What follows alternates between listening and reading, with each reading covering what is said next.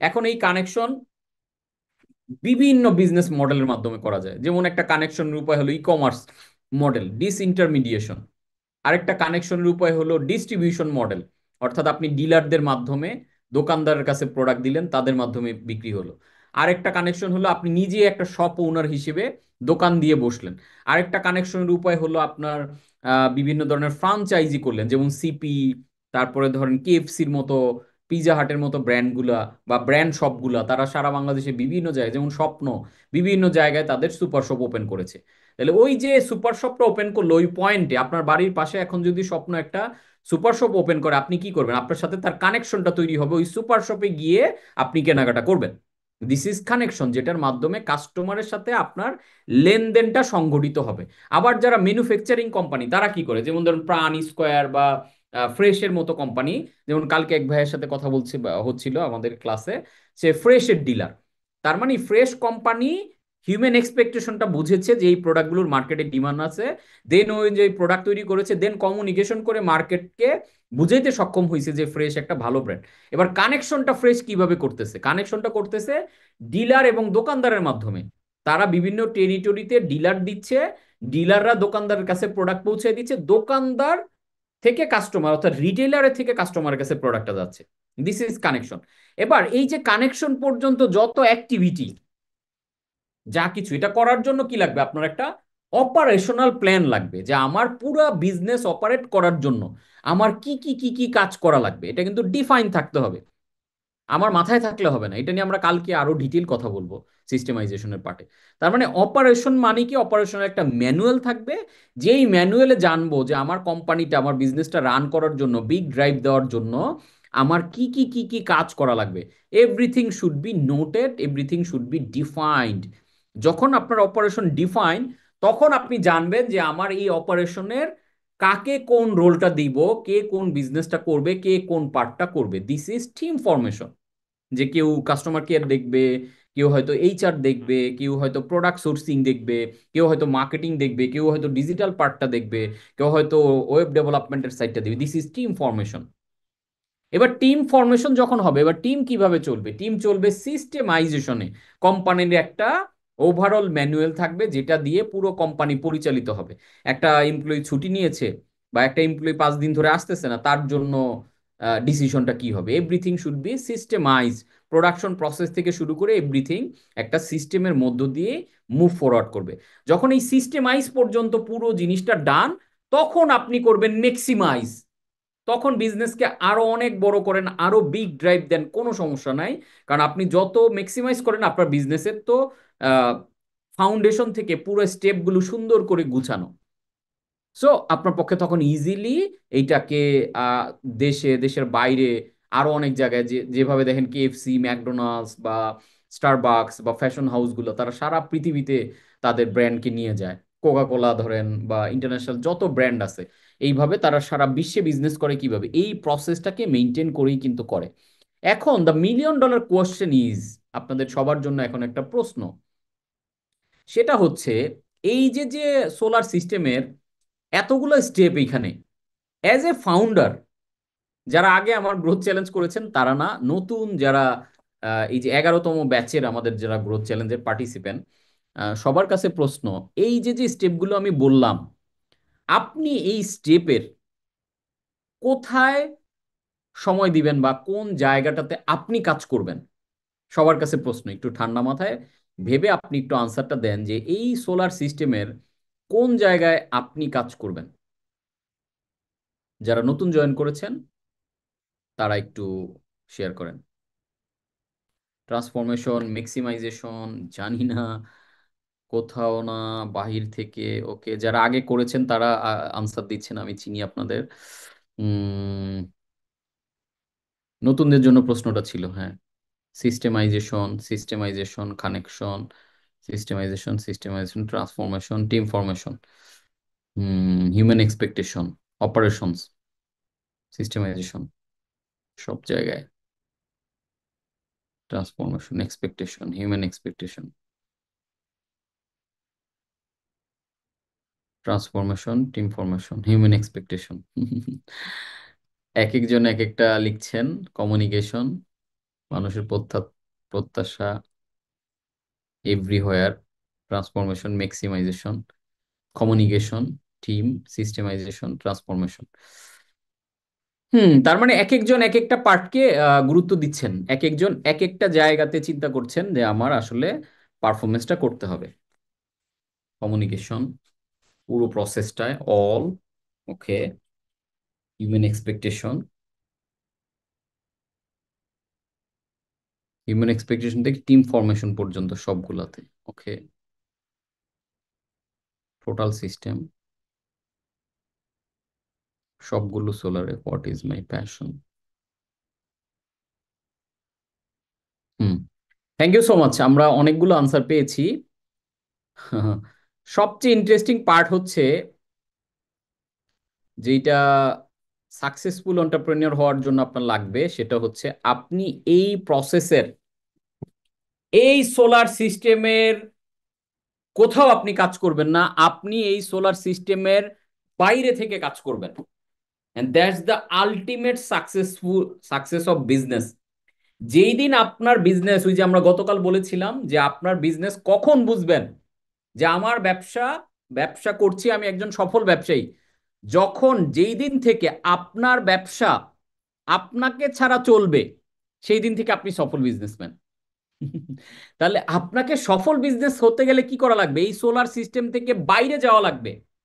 আর আপনি যখন এই সিস্টেম থেকে বাইরে থেকে কাজ করবেন, তখন বিজনেস আর আপনার ঘাড়ে থাকবে না, তখন আপনি বিজনেসকে পরিচালিত করবেন।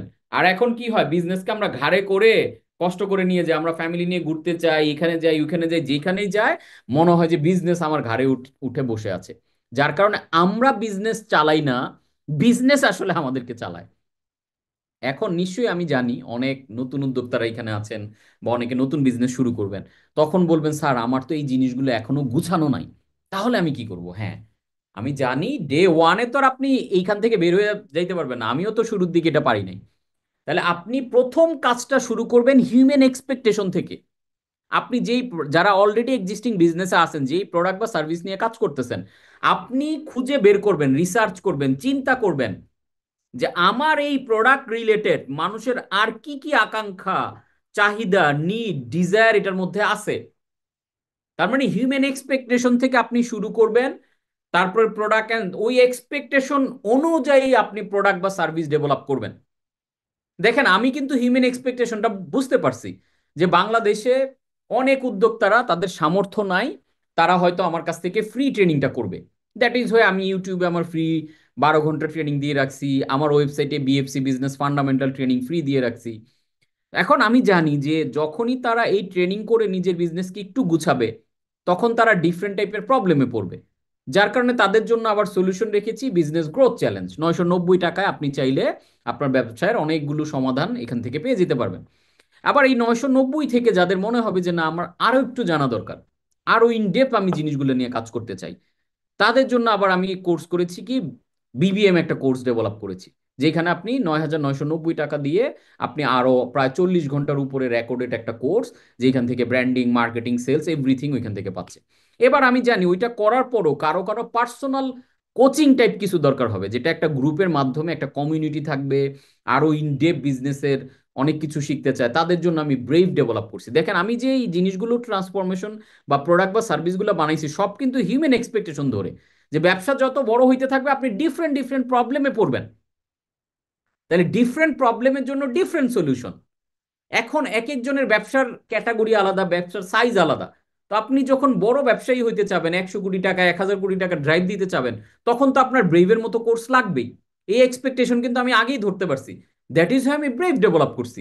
আবার ব্রেভ কোর্স করেও দেখা গেল আগে 1 লাখ টাকা ইনকাম করতো, এখন ব্রেভ কোর্স করার পরে মাসে 20 লাখ টাকা ইনকাম করে। এখন যখন সে 20 লাখ টাকা ইনকাম করে ব্যবসা আরো বড় করে ফেলছে, তার হয়তো আরো কিছু সলিউশন দরকার।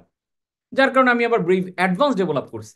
তার মানে আমি এই যে যে পুরো জার্নিটা জিনিসটা বানাইছি সব থেকে আমি কাস্টমারের এক্সপেকটেশনটা পুরোপুরি ধরতে পেরেছি, এবং ওইটা ধরে ধরে ধরে ধরে যখন স্টেপ বাই স্টেপ আমার জার্নিটা বানাইছি, তাতে মানুষও বেনিফিটেড হচ্ছে, আমিও বেনিফিটেড হচ্ছি, কারণ আমার বিজনেস মুভিং, আর মানুষ আমার কাছ থেকে যার যার লেয়ার অনুযায়ী বেনিফিট নিয়ে যাচ্ছে।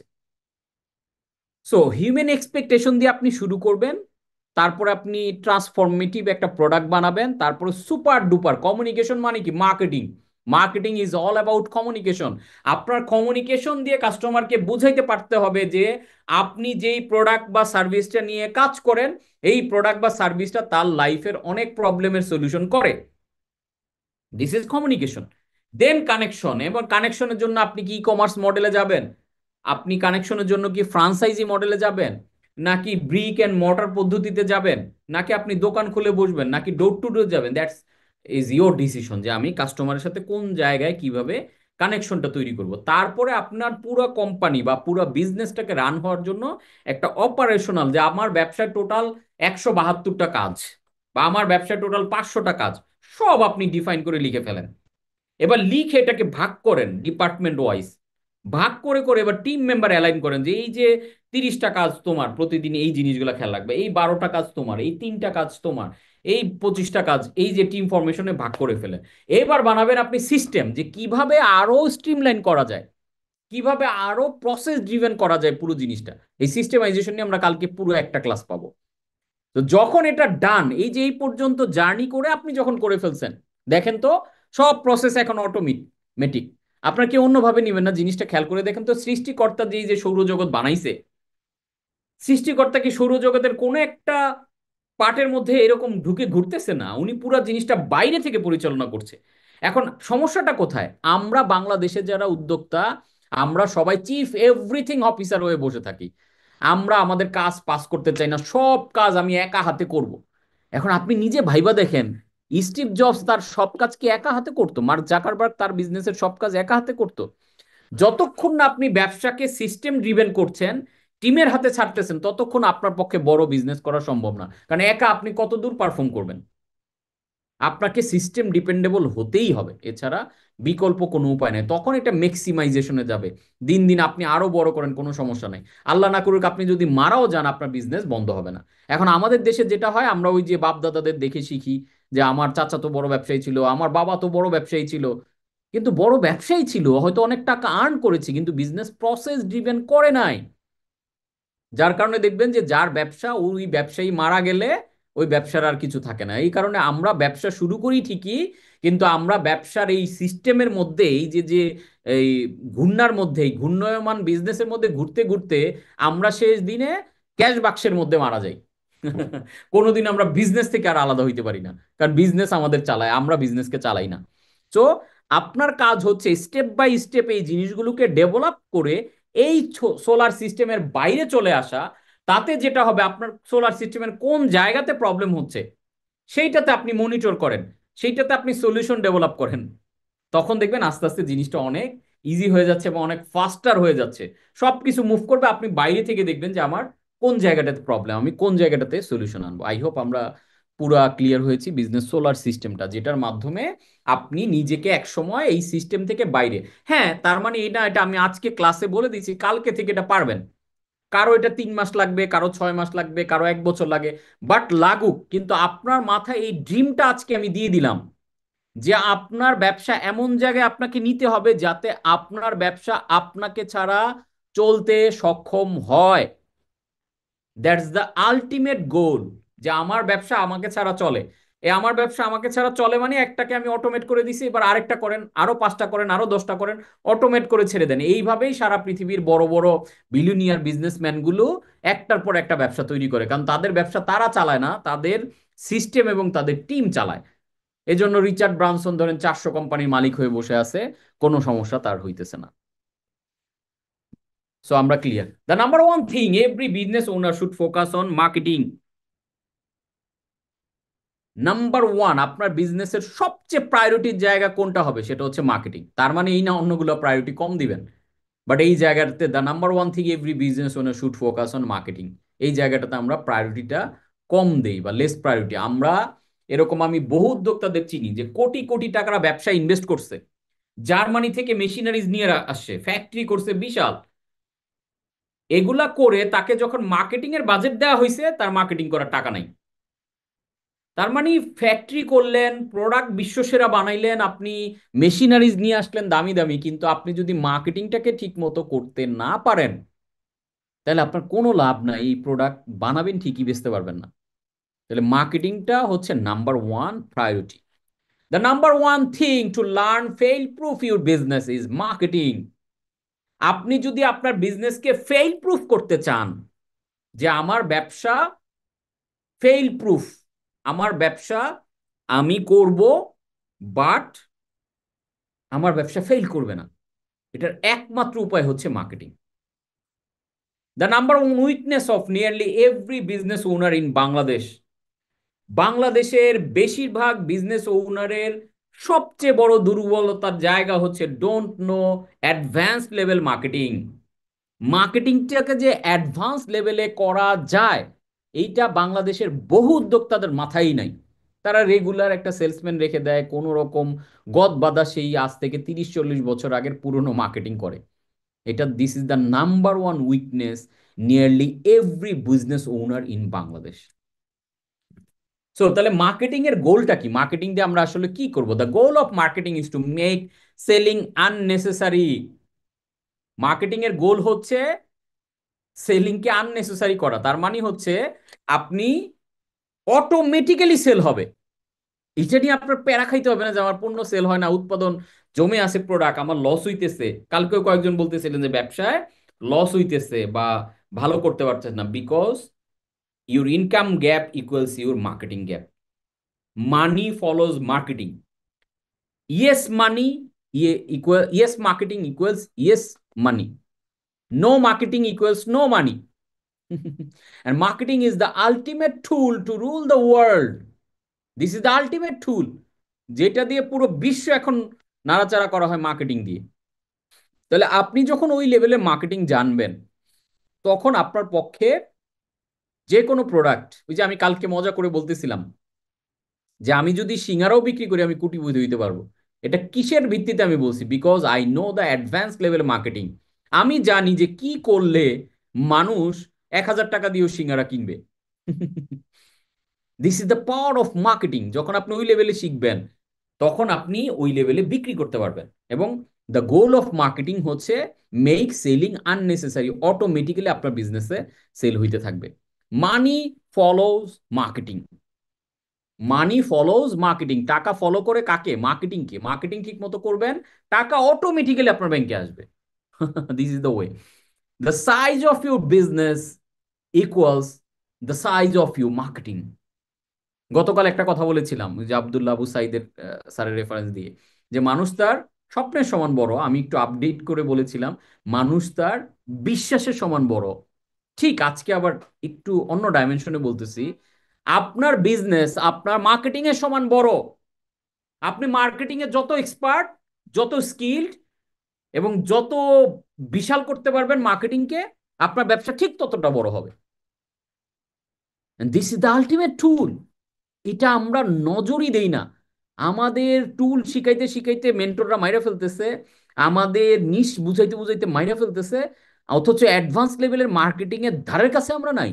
যার কারণে আমরা স্ট্রাগলের আফটার স্ট্রাগল করিয়ে যাচ্ছি। এখন নিশ্চয়ই মাথায় আসবে আপনাদের যে what is marketing. Marketing is presenting product or service in such a way that make customer eager to buy. আমি আবার বলছি, marketing is presenting marketing is presenting product or service in such a way that make customer eager to buy। অর্থাৎ আপনি আপনার পণ্য বা সার্ভিসকে এমন চমৎকার ভাবে উপস্থাপনা করবেন যাতে কাস্টমার আপনার কাছ থেকে পণ্য কেনার জন্য মরিয়া হয়ে যায়। যেটা আমাদের ক্ষেত্রে হয়। দেখেন আমাদের যে কোনো প্রোগ্রাম, যে কোনো মানুষ ভিড় লেগে আসলে কিনে মরিয়া করা। মার্কেটিংকে আমি আর একটু ডিফারেন্ট অ্যাঙ্গেল এরকম বলি যে মার্কেটিং মানে হচ্ছে, marketing is all about mind game, marketing is all about brain game. Marketing মানে হচ্ছে প্লে উইথ কাস্টমার্স মাইন্ড। কাস্টমারের ব্রেইনটাকে নিয়ে ঠিকঠাক মতো খেলতে পারাই হচ্ছে মার্কেটিং। মার্কেটিং মানে হচ্ছে আপনার কাস্টমারকে মোহাচ্ছন্ন করে রাখা, সে আপনার প্রোডাক্ট বা সার্ভিসের বাইরে অন্য কিচ্ছু চিন্তা করবে না, যেভাবে সারা পৃথিবীর টপ ব্র্যান্ডগুলো করে। আপনি দেখেন মার্কেটিং আমরা এমন মোহাচ্ছন্ন হয়ে যাই, ওই ব্র্যান্ডের জন্য আরেকজনের সাথে আমরা ফাইট পর্যন্ত করি। যারা অ্যাপেল ইউজার আছে তারা দেখবেন অ্যাপেলের বাইরে অন্য কোনো ফোনকে দামই দেয় না। This is marketing. এই লেভেলে মার্কেটিংকে নেওয়া সম্ভব, যাতে আপনার কাস্টমার আপনার রেভিং ফ্যান হয়ে যায়, তারা আপনার জন্য মার্কেটিং করে, আপনাকে জোর করে মার্কেটিং করা না লাগে। So marketing is a mind game, marketing is a brain game. So আমরা একটু অ্যাডভান্স লেভেলে মার্কেটিং এর কিছু ইভ্যালুয়েশনটা দেখবো, মার্কেটিং ইভ্যালুয়েশন। আমরা first generation, second generation, third and fourth generation marketing. আমরা এমন একটা পৃথিবীতে এখন বসবাস করছি, যেই পৃথিবীতে 5 জেনারেশন, 5টা জেনারেশন একসাথে বাস করছে। একদম বেবি বুমার্স থেকে শুরু করে generation X, generation Y, gen Z এবং আলফা জেনারেশন, 5টা জেনারেশন এখন এট এ টাইম বাস করছে। তো এই 5 জেনারেশনকে ধরে আপনি যদি মার্কেটিং করতে চান, তাহলে আপনার মার্কেটিং ইভালুয়েশন বোঝাটা খুব ইম্পর্টেন্ট। আপনারা যারা আমার বিজনেস ব্লুপ্রিন্ট বই পড়েছেন, ওইখানে আমি মার্কেটিং এর এরাগুলোকে দেখিয়েছি, যে কত সালে কোন ভাবে মার্কেটিং আজকের জায়গায় আসছে। আর এইখানে আজকে আমি দেখাচ্ছি মার্কেটিং ইভালুয়েশন, এবং এটা নিয়ে আমি ক্যাশ মেশিন বইতেও অনেক ডিটেলস লিখেছি। তো একদম শুরুতে মার্কেটিং যখন শুরু হয়, মার্কেটিং এর উৎপত্তিটা কোথায়? মার্কেটিং এর মায়ের নাম হচ্ছে সাইকোলজি, আর মার্কেটিং এর বাপের নাম হচ্ছে ইকোনমিক্স। তার মানে মার্কেটিং এর মা বাপকে, একটা হচ্ছে বাবা হচ্ছে ইকোনমিক্স, আর মার্কেটিং এর মা হচ্ছে সাইকোলজি। এই সাইকোলজি এন্ড ইকোনমিক্স এর অ্যাডভান্স ব্লেন্ডিং হচ্ছে মার্কেটিং। এইটা 1860 সাল থেকে ইভলভ হওয়া শুরু হয়। ইভলভ হতে হতে 1950-এর পর থেকে অ্যাকচুয়ালি মার্কেটিং পুরো পৃথিবীতে স্টাবলিশ হওয়া শুরু করে। সো ওই সময়, গত শতাব্দীর মাঝামাঝি সময় থেকেই মার্কেটিং ব্যাপকভাবে ইভালুয়েশনটা শুরু হয়। এবং তখন ছিল এটা ফার্স্ট জেনারেশন মার্কেটিং। আপনি মার্কেটিংকে যদি শুধু মনে করেন যে মার্কেটিং শুধু বিজনেসের বিদ্যা, মার্কেটিং শুধুমাত্র টাকা কামানোর উপায়, তাহলে আপনি বোকার স্বর্গে আসছেন। কেন? বিকজ মার্কেটিং আমাদের পুরো লাইফকে রুল করে। It's a ultimate tool to rule the world. এই পুরা পৃথিবীতে কে এখন পৃথিবী চালাবে, কে প্রেসিডেন্ট হবে, এটাও ডিফাইন করে এখন মার্কেটিং। আপনার সন্তান কয়টা হবে কয়টা হবে না, এটাও ডিফাইন করে মার্কেটিং। আপনি নিশ্চয়ই জানেন বাংলাদেশে অন্যতম সেরা একটা ক্যাম্পেইন ছিল, যে ছেলে হোক মেয়ে হোক দুটি সন্তানই যথেষ্ট। এটা ছিল একটা মার্কেটিং ক্যাম্পেইন। এখন এটাকে আরো অ্যাডভান্স লেভেলে নিয়ে আসা হয়েছে, যে ছেলে হোক মেয়ে হোক দুটি সন্তানই যথেষ্ট, একটি হলে আরো ভালো। বিশ্বাস করেন, এই মার্কেটিং এর কারণে আমাদের জন্মহার যেইভাবে রাইজ করতেছিল, যেইভাবে জনসংখ্যা বৃদ্ধি হচ্ছিল, এই ব্যাপক প্রচারণার কারণে গভর্নমেন্টের, আগে দেখবেন আমাদের জাস্ট একটা দুইটা জেনারেশন আপনি আগে যান, দেখবেন 5 ভাই 7 বোন, 12 জন 8 জন 9 জন করে বাচ্চা কাচ্চা একটা ফ্যামিলিতে। এই মার্কেটিং এর কারণে এটা কমে কমে এখন 2 জন 3 জন। আপনি যদি এখন বলেন যে আমরা 5 ভাই বোন বা আমার বাচ্চা 5টা, মানুষ একটু অন্যভাবে তাকায়, বিকজ অফ দ্য মার্কেটিং। মানুষের মাথায়, মানুষের ব্রেইনে এটা গভর্নমেন্ট তার প্রচারণার মাধ্যমে ঢুকাই দিতে সক্ষম হয়েছে। এই যে একসময় মানুষ বাচ্চাদেরকে টিকা দিত না, আপনার শিশুকে টিকা দিন, এই মার্কেটিং ব্যাপকভাবে করার কারণে মানুষ এখন সচেতন হয়ে গেছে। এখন টিকা নিয়ে কাজ করা লাগে না, অটোমেটিক্যালি মানুষ টিকা দেয়। আপনি দেখেন, আমাদের বাংলা মাসের প্রথম শুরু ছিল অগ্রহায়ণ মাস। বাংলা সাল শুরু হইতো অগ্রহায়ণ মাস দিয়ে। আপনারা একটু রিসার্চ করে দেখবেন যে প্রথম যখন বাংলা সন আবিষ্কার করা হয়, ওই সময় অগ্রহায়ণ মাস ছিল বাংলা মাসের প্রথম, বাংলা সালের প্রথম মাস। কিন্তু মার্কেটিং এর কারণে এইটাকে চেঞ্জ করে বৈশাখ মাসে আনা হয়েছে। কেন? অগ্রহায়ণ মাসে তো আর মানুষের হাতে অত টাকা পয়সা থাকে না। তো ওই সময় যারা জমিদার, পলিসি মেকার বা বিজনেস পিপল, তারা চিন্তা করলো যে এমন একটা টাইমে আমরা বছরটা শুরু করি, কারণ আমাদের হাল খাতা করতে হবে। তাহলে ওমন টাইমে যদি আমরা শুরু করতে পারি, তাহলে হাল খাতা করলে আমরা জনগণের হাতে টাকা আসবে, আমরা তাদের থেকে তাদের থেকে টাকা নিতে পারবো, এবং তাদের যে বাকি বকেয়া ঋণ থাকলে, জমিদারি ট্যাক্স থাকলে, খাজনা থাকলে, এগুলো তখন নিতে পারবো। ইভেন আপনারা শুনলে অবাক হবেন যে আমাদের পৃথিবীতে এক সময়, আজ থেকে যদি 20 30 40 বছর আগে চিন্তা করেন, শুধুমাত্র বাচ্চাদের জন্মদিন পালন করা হইতো, বেবিদের, মানে 4 5 বছর পর্যন্ত হায়েস্ট। 8 10 বছরের বাচ্চার জন্মদিন পালন করলে মানুষ কইতো বুইরা পোলার আবার বার্থডে কি। আপনি খেয়াল করে দেখছেন এখন বুইরা আর বাচ্চা নাই, সব লেভেলের মানুষের বার্থডে পালন করা হয়। Why? Because of the marketing. কারণ মার্কেটিং করে এই জন্মদিনকে, অ্যানিভার্সারি সিরিমনিকে, এগুলোকে এমন ভাবে মানে মার্কেটিং করা হয়েছে, এখন এগুলো না করলে না মনে হয় যে কি যেন মিসিং। প্রত্যেকটা অফিসে অফিসে সব এমপ্লয়ির বার্থডে পালন করা হয়, কেক আনা হয়। যার কারণে দেখবেন যে ঢাকা শহরে এখন যেই পরিমাণ মুদি দোকান, ওই পরিমাণ পেস্ট্রি শপ আছে। কারণ প্রচুর কেক কিনা লাগে মানুষের। ইভেন এটা কি শুধু মানুষের না, মার্কেটিং ইভলভ হইতে হইতে এখন দেখবেন যে আহ, বিভিন্ন ব্র্যান্ডেরও জন্মদিন পালন করা হয়, বিভিন্ন কোম্পানির জন্মদিন পালন করা হয়। কিন্তু আপনি খেয়াল করছেন একটা কোম্পানি বা একটা ব্র্যান্ড তো ক্লিবলিঙ্গ, তার আবার জন্মদিন কেন? বিকজ অফ দ্য মার্কেটিং এটা করা হয়। সো বুঝতেই পারছেন যে আমাদের লাইফের প্রত্যেকটা জায়গায় রন্ধ্রে রন্ধ্রে এই যে যে আমরা ঘটা করে পহেলা বৈশাখ পালন করি, বিকজ অফ দ্য মার্কেটিং। এই মার্কেটিং করে বোঝানো হয়েছে যে পহেলা বৈশাখে লাল শাড়ি সাদা পাঞ্জাবি পরতে হবে, এটা না পরলে আমি সোসাইটির সাথে আমি কালচারালি ফিট না। যার কারণে ওই ডেতে দেখবেন ওইটা না পড়লে কেমন জানি লাগে। ওইটা একটা ঈদের মতো একটা উৎসব বানানো হয়েছে। এই যে ভ্যালেন্টাইন ডে কে পপুলারাইজ করা হয়েছে বিকজ অফ দ্য মার্কেটিং, কারণ এই ডেতে প্রচুর পোলাপান কেনাকাটা করে, গিফট আইটেম এগুলো সেগুলো দেয়। এবং এই ভ্যালেন্টাইন ডে কে ভেঙে ভেঙে আরো 8-10টা মানে কি বলে দিবস করা হয়েছে।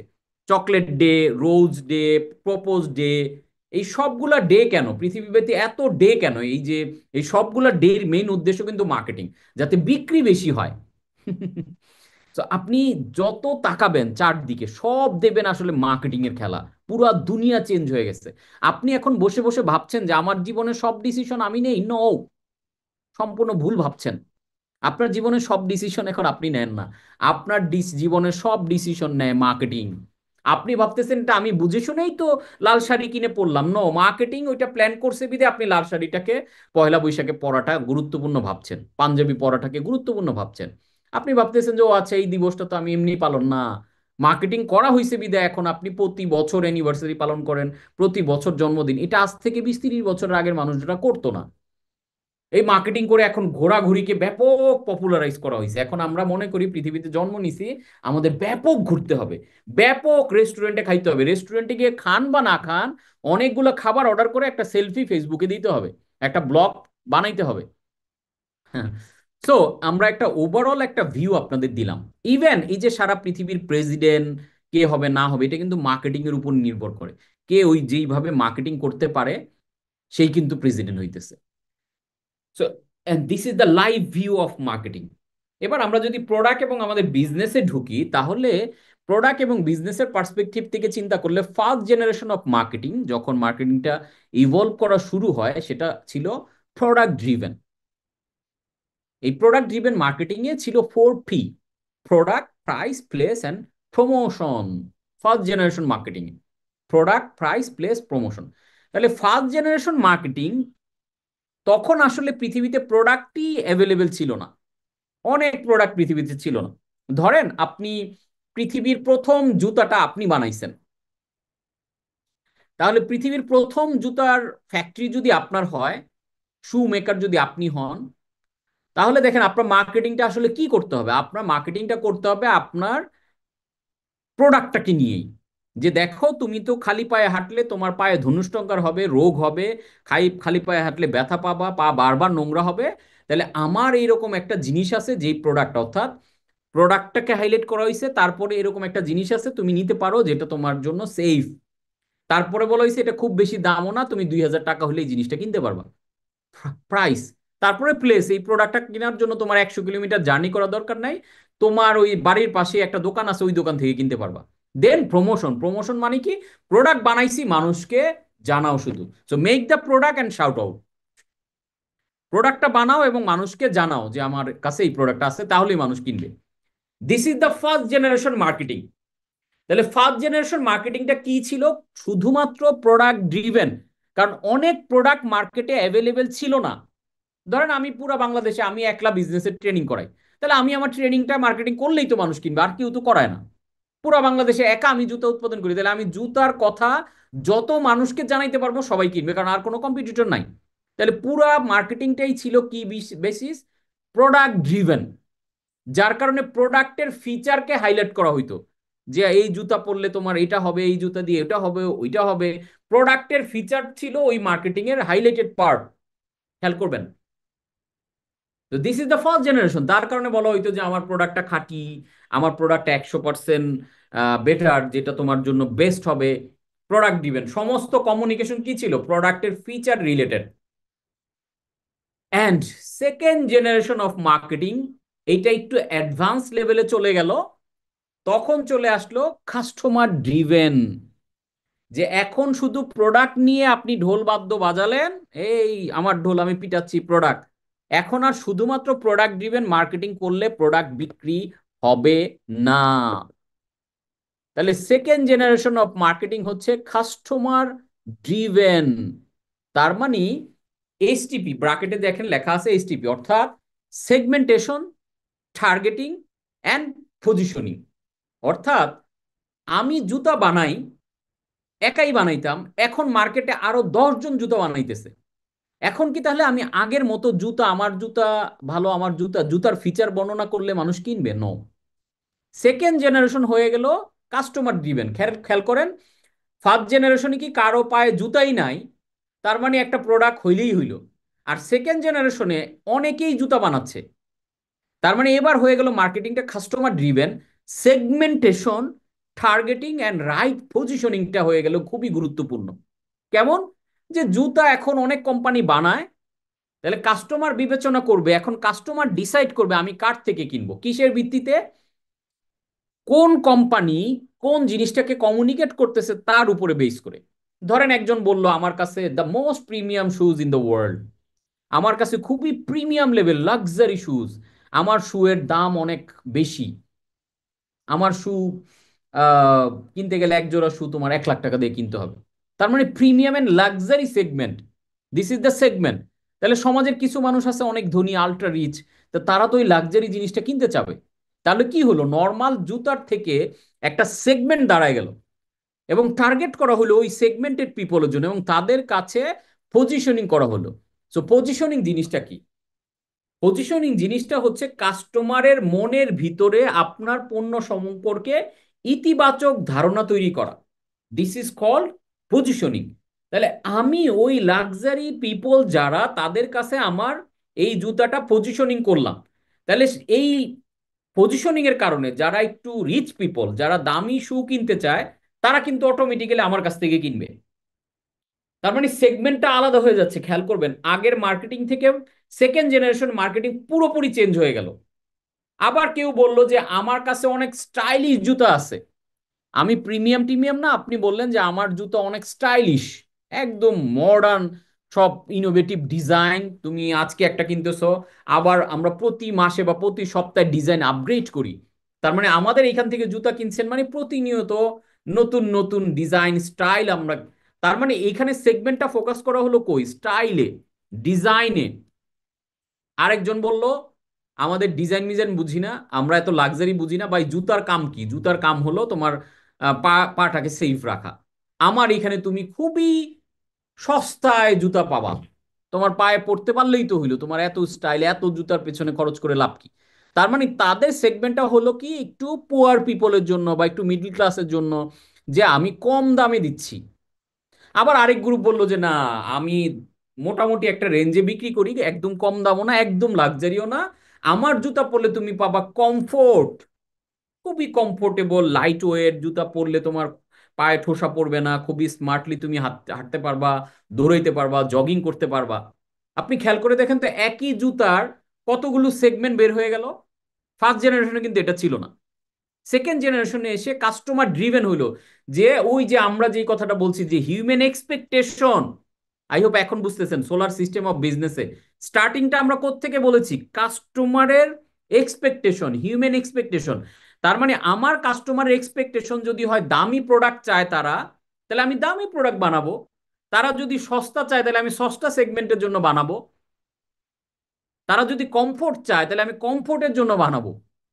তার মানে কাস্টমারের এক্সপেকটেশনটা হয়ে গেল সেকেন্ড জেনারেশন অফ মার্কেটিং এর মূল চালিকা শক্তি। তার মানে এই সেগমেন্টে এসে বলা হইলো যে customer is king, find the need and fill it. তাহলে সেকেন্ড জেনারেশন থেকেই মূলত এই কনসেপ্টটা আসলো যে customer is king, find the need, তার need want or desire and fill it. তার কোনটা চাওয়া, তার কোনটা দরকার, ওইটাকে খুঁজে বের করেন এবং ওইটাকে পূরণ করেন তার প্রত্যাশা। This is all about second generation of marketing. আজকের মতো এই পর্যন্তই। আশা করি ভিডিওটি আপনাদের ভালো লেগেছে। যদি ভালো লেগেই থাকে তাহলে ভিডিওতে একটা লাইক দিবেন, কমেন্ট করে জানাবেন কেমন লাগলো। আপনার ফ্রেন্ডদের সাথে শেয়ার করতে একদমই ভুলবেন না, আর আমার চ্যানেলে সাবস্ক্রাইব তো মাস্ট। দেখা হবে পরবর্তী ভিডিওতে।